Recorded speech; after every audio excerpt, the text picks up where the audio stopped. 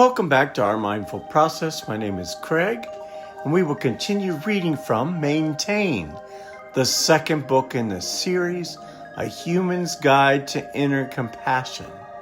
Copyright 2025 by Craig A. Burns. These daily readings are offered as a part of the Our Mindful Process practice. Today is May the 8th.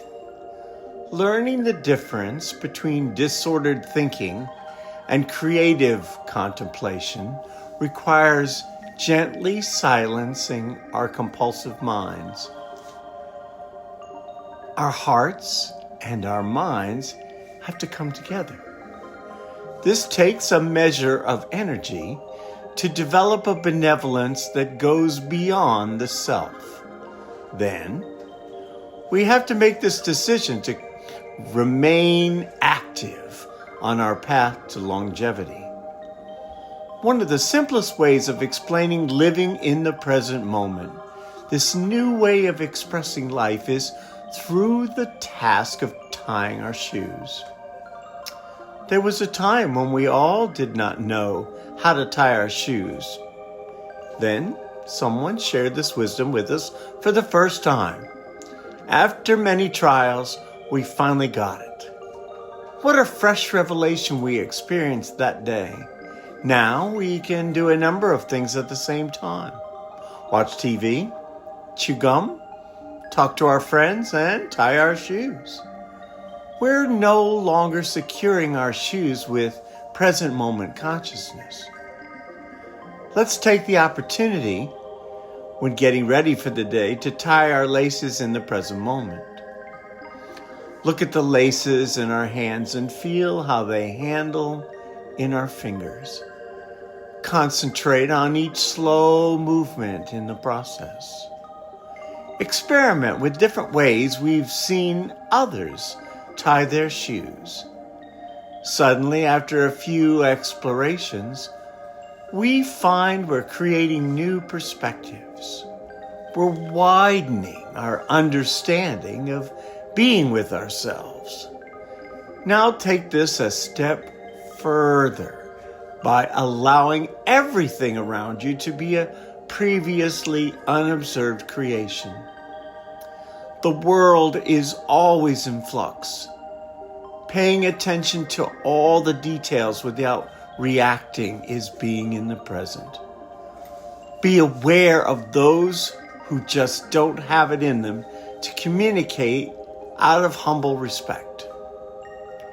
Send them into the presence of the meditation space. Practice the kind of compassion we have rehearsed for ourselves, extending it as we would wish for ourselves. Fill the emptiness left by poor regard from the inside. Create new ways to respond, other than barking out anger. When we are present, we share from who we are, not from what we do.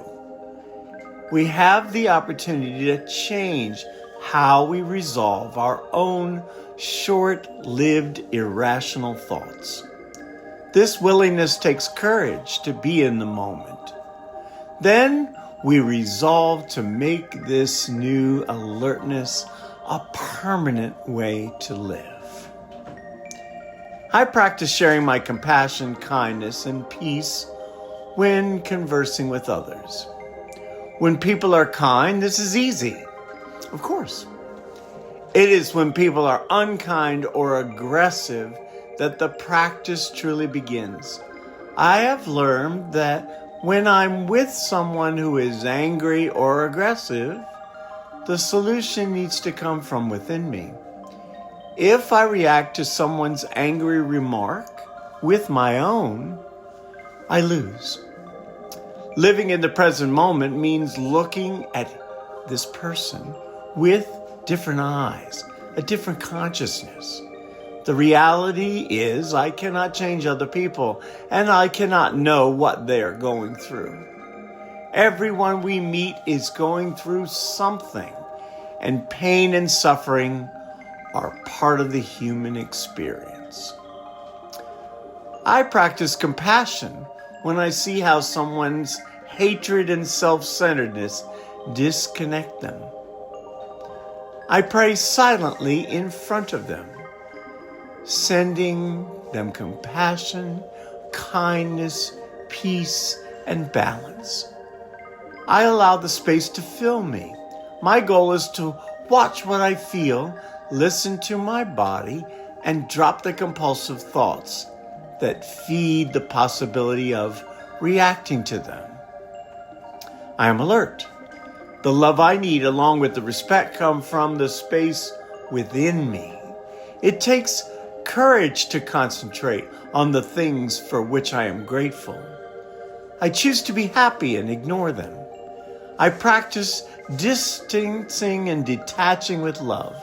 I don't close my eyes. I'm practicing allowing others to be as they are, not wishing to ignore what is.